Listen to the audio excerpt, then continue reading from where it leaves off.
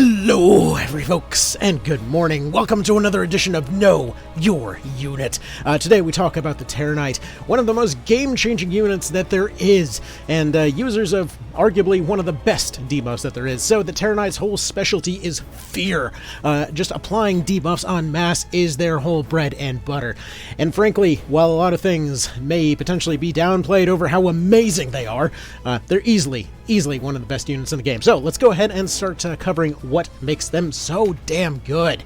Alright, first and foremost, let's go down those skills. When we're talking about weapons, two-handers, you've got Zweihander, you've got Claymore. Until you get up to your specific kind of damage switching options, realistically, those are going to be some of the finest weapons you can put on these guys from start to finish, way into Coda 4.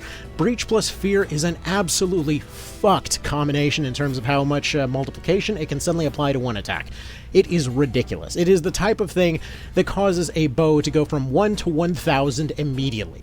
Basically, it just means that anything attacking that unit is multiplied both on the incoming end and on the outgoing end. It's just nuts. Anyway, as far as axes go, they've got some great options for their heavy hitters later on. Hammers are probably their best one-handed option and give them a ton of great finishers. Honestly, both axes and hammers are really solid on these guys. They're good. They've got some good physical strengths on them. They've got some good solid weapons, and the fact that their starting finishers are only going to cost 40 and have an element assigned for them means that they're able to very quickly apply those finishers in the case that they're resurrected. And few things will completely destroy a unit, like, for example, a teranite getting resurrected, coming back with enough MP for a finisher, applying a fear, and then dropping an elemental boosted finisher onto a unit right then and there. It is ridiculous how good that potentially can be. I've seen this unit sticking around with a 10 level disadvantage hit a 1600 like that before. It is nuts. Anyway, moving on. Cudgels. They seem like a terrible idea, but oh my goodness, Cudgels are good in the hands of the teranite. So the whole deal with Cudgels, you don't use them for their basic attacks. You can use the Damask +1 for that stun effect if you really feel like it, but you use these with MP. Because the Cudgel finishers are incredible in their hands. Remember what I said earlier about that multiplication? Now, say for example you picked up a crit card, you picked up a fizz card, you've applied fear. You've gotten their defenses completely annihilated. Now, the finishers are going to work very differently from the Cudgel itself. The Cudgel itself is designed in such a way that it'll pretty much always do 1 damage because its scaling basically doesn't exist, but finishers are their own thing, meaning that something like a Trinity Pulse on the final one of these finishers here, you know, crit boosted, essentially carving past defenses, it's going to be nuts. I was showing this in a video the other day over how just a basic teranite with nothing special about him can one-shot the final boss of the game using this. And that was before fear was even applied. Alright, now just imagine the defenses of that unit being completely gone, and you'll see where we're heading at with this. Alright, so yeah, Cudgels, easily my favorite thing here. It boosts the range of all their spells. Their finishers are fantastic when used in combination with fear. I love it. Crossbows, again, they are a high-strength unit, meaning that they're going to get some great returns out of crossbows. Funnily enough, and I don't know exactly why, because supposedly this isn't how the damage calculation is supposed to work, but generally I've seen that strength units function fantastically when it comes to crossbows. Either way, they hit really darn hard. Obviously both skills will, both stats will directly apply to those ranged weapons. But generally speaking, again, crossbows are another one of those things that they can simply hold a position using Rampart Aura. They've got their shield, they're bashing stuff around, they apply fear, they walk backwards, just pop with a Damask crossbow, get that stun effect on there. It's just good stuff, you know? Alright, next up there's Constitution. Generally speaking, I don't typically run Constitution on them in favor of using something like Insight, simply because they've got the means to, for example, like let's say go Magic card, Crit card, just kind of go into a fast recovery build. Not to mention their kind of defense profile is very interesting. With the Teranite, due to the fact that they're, I mean, while they can have other elements, they are primarily going to be running Dark. That is a huge benefit in and of itself defensively, because almost nothing outside of wizards with their sticks are going to be applying light element finishers. A lot of the units that would be running those finishers have their finishers disabled or specifically don't use the light one. So those would be your 1 HK guys, your blowgun guys, your sword guys. typically they would have a massive advantage in those situations, and I'm assuming part of the reason so many endgame units have their elemental finishers disabled is primarily because of, well, the potential one-shots that would happen if they picked up a Fizz card and then came in with a frickin' Advent sign or something.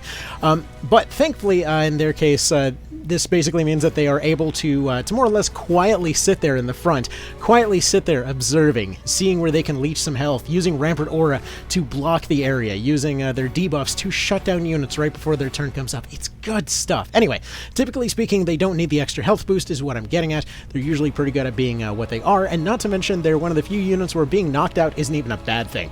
Anyway, Insight actually is what I would generally prefer in this particular situation, because that is going to be giving them a really big benefit here. So when it comes to Insight, there's going to be a 20% increase in max MP.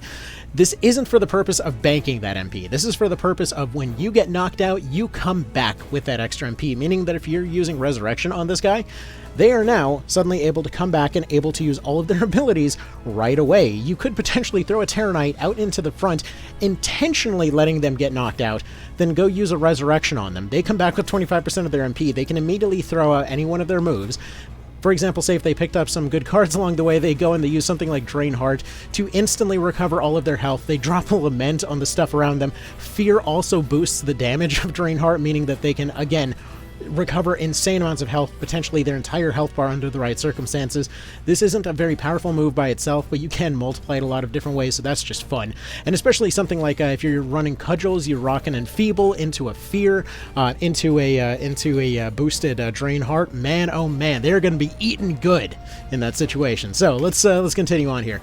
Pincer attacks, great if you're running something like the Zwei or Claymore on them. Typically speaking, you usually want to focus more on setting up your debuffs than going for direct damage, but those elemental swords still carry a pretty solid punch.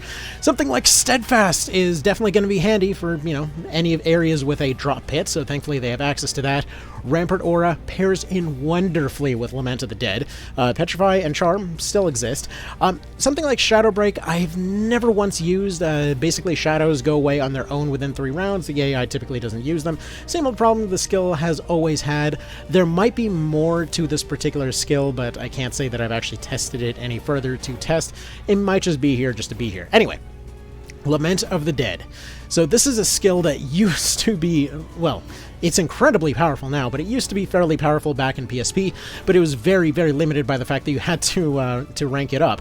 This time around, it is basically the equivalent of what was basically the maxed out version before, because you had 30, and you could potentially get this up to 80%, right? Because you were getting 5% per rank, you could get it up to up those 8 ranks. Actually, no, wait, then it went up to 70%, and then you got those extra two ranks from the Dark Headsman, which got it up to 80%. Now, that's all well and good, except this time, from what I understand, it actually goes all the way up to 90%. I think it was like 60, 70, 80, 90 that the ranks denote this time around. I forget, that came up in like one post months ago, and I don't remember at this point. Either way, this feels like it basically never misses, on top of the fact that it no longer has any recovery time. It has no cost associated with it. You pick up a skill card, you are just spookifying everything with you all the time. It's great. So anyway, free spooks all around, greatest debuff in the game. The only thing that it cannot hit is bosses. So bosses and any unit running Death Proof are immune to fear, but this doesn't mean that they can't threaten them regardless. Again, they carry Enfeeble, they carry Breach, they carry lots of debuffs. They are the specialist in these things. Anyway, Fearful Impact for basically using their 100% hit move here. This is 25 MP for the ability to guarantee fear as well as guarantee a debuff on your weapon. Perfect skill if you're running Zwei or Claymore. And then probably my favorite of the bunch, which is Concentration. I love Concentration on any unit. There's going to be minimum percent hit odds, and due to the fact that they're so much faster this time around, and the fact that few things will actually target them if there's other targets available, these guys pair in excellently with a Beast unit, because you, for example, park a Beast unit next to them. That Beast unit has an absolute ton of HP, right? So they're applying fear. Suddenly all those attacks, which would normally, you know, start putting some dents in that HP, are doing practically nothing. Let's say it's something like a Griffin that can also eat to recover their health. So they're going and they're getting extra damage off that fear. They're also taking less damage in return. Meanwhile, the Teranite's just sitting there in the same spot, screwing up their movement with something like Rampart Aura over here. So they're just sitting there, they're screwing with their movement over and over and over. They're not getting around anywhere, right? All those guys are stuck, they're being hit with fear, and then at the same time, every time that somebody's about to have a turn, he's just there, just like sleep, sleep, sleep, sleep. Even in Palace of the Dead, like the reason that I love concentration so dang much is those minimum hit odds. It will raise your odds to hit no matter what, but those minimum hit odds for debuffs mean that you can constantly spam sleep. It is an almost no recovery time move, and you just keep spamming it without moving anywhere. And they keep getting their turns, and they keep getting their turns, and they keep getting their turns, and you keep shutting stuff down before it's about to move. Their disruption potential is insane.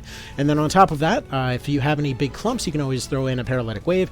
If you see something is about to drop a scary finisher, you drop in a Drain Mind, another ability that has a minimum hit that it's going to do. So if you have 10 or higher that you need to remove from something right then and there to stop a finisher from happening, they are right there to prevent it. This causes them to pair excellently with Swordmasters in terms of MP suppression, especially if you're running a team of them. And then obviously Drainheart is great in its own ways as well. You can combine in a lot of items with these guys. Personally, I love using something like an Overripe Fruit, since you can use the Resurrection trick to re-trigger their Lament of the Dead. This means that they can lower their own health to heal the units nearby in order to, make themselves a more tempting target to heal everybody else around them, and re-trigger their abilities at the same time. You can get super tricky with this stuff. Something like a Spirit Stone is generally a good thing for them to carry. And if you want to save that slot on concentration, obviously you still always have your Black Lizard Powder. Anyway, let's go ahead and continue on here. Just kind of throw these guys out on a fight real quick, just to continue talking here. I think I forgot to set up a crossbow guy in this team. Whatever. You'll still see the point one way or another. So Fear is insane. They have, again, access to every damage multiplier right then and there. They have access to the Averse from all of their weapon abilities. They have access to Fear. They have access to their... Sorry, one random cough later. They have access to Breach. They have access to Enfeeble. They are absolutely insane. And yeah, this is on top of the fact that they would already be pretty competent physical fighters, one of the better physical fighters right from the get-go, but just the fact that they've got access to so many damage multipliers, they've got access to a lot of the better, heavier hitting weapons later on, is absolutely nuts. Even units that have absolutely nothing going on for them physically can make use of a lot of the bonuses that they provide in order to make all of this stuff count fantastically. Like you might have noticed when it came to Sherry there, this is just basic Sherry. I haven't trained her as anything particularly special. I wasn't doing it for the sake of using her higher intelligence or whatever else. It hasn't made that big of a difference. I was just kind of curious to see if a caster could still function as a teranite.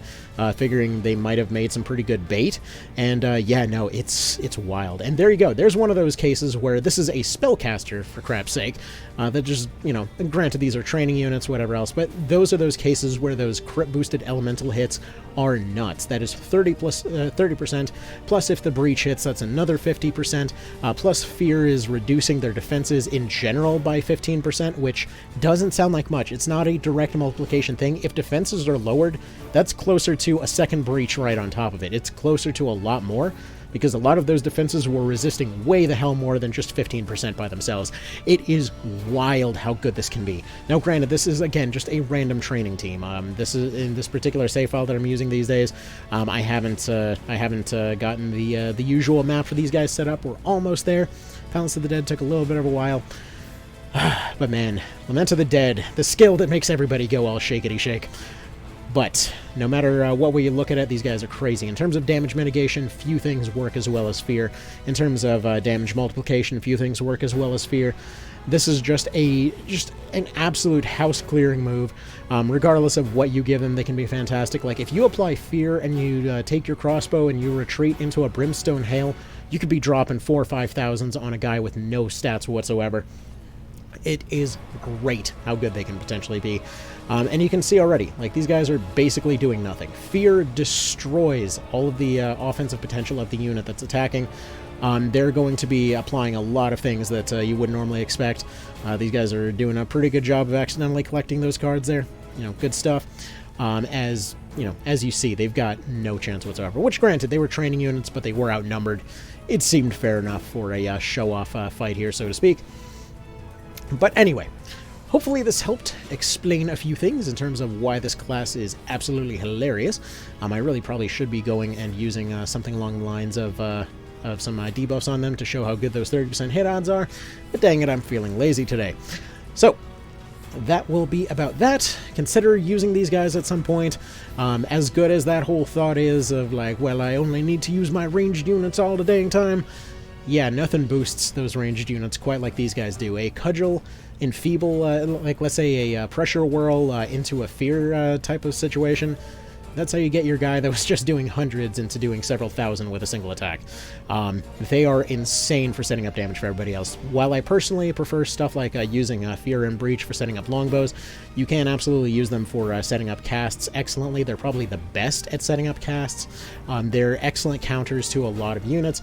Like, typically, most melee units outside of the Dragoon or something like that typically wouldn't have a very good answer when it came to heavier units. In their case, Fear plus especially something like Tyrant's Mace gives a very solid punish, just due to the fact that Fear is going to be getting a huge multiplication off that ice effect. Go ahead and stack them up with a matching element for an additional boost in that situation, and you're going to see some absolutely wild numbers flying out there. Absolutely love these guys. Like you said right there, they know no mercy. You love to see it. You love to see it. And if you're wondering if Trinity Pulse would do the same thing there, the Trinity Pulse would be doing about 1300 in that situation. These guys are absolutely generic with, well, okay, Sherry's not generic, Diebold's not generic, but they are base stats is what I'm getting at here. Those were just two that happen to be Teranites for this particular example. And yeah. So we still haven't used any charms on the save file up to this point. We haven't done any intentional stat grinding or anything else. I've been trying to avoid stat guards and what have you. We'll get into the full shop train generic thing later on down the line. But yeah, that'll come when it comes. So, y'all have yourselves a good one. Take care, and thank you for stopping by. And if you wouldn't mind, I guess folks are kind of okay with it at this point, so if y'all wouldn't mind doing that whole subscribey thing. I know there's that usual nonsense over, like, oh, XYZ percentage of, 20 bajillion people didn't do the subscribey thing. I'm pretty sure the analytics have to be off, because it literally does say, like, 72-something%, which, like, it doesn't sound like an accurate number. But hell, what the hell do I know? There's some Giga Corporation and some idiot over here and, sitting in front of a computer. So yeah, there's that. And also, because it's obligatory to mention... there's that whole Patreon thing. I hate asking about it, but either way. If for some reason that sounds like the kind of thing you'd like to support, it's out there. And it's also in the description, channel page, all of that kind of thing. Alright, anyway, so that nonsense out of the way, let's go ahead and continue on. We'll have another one of these coming up next week. There were 4 more that I wanted to get done as soon as I can. And yeah, I'll see y'all then. Take care, and thanks for stopping by.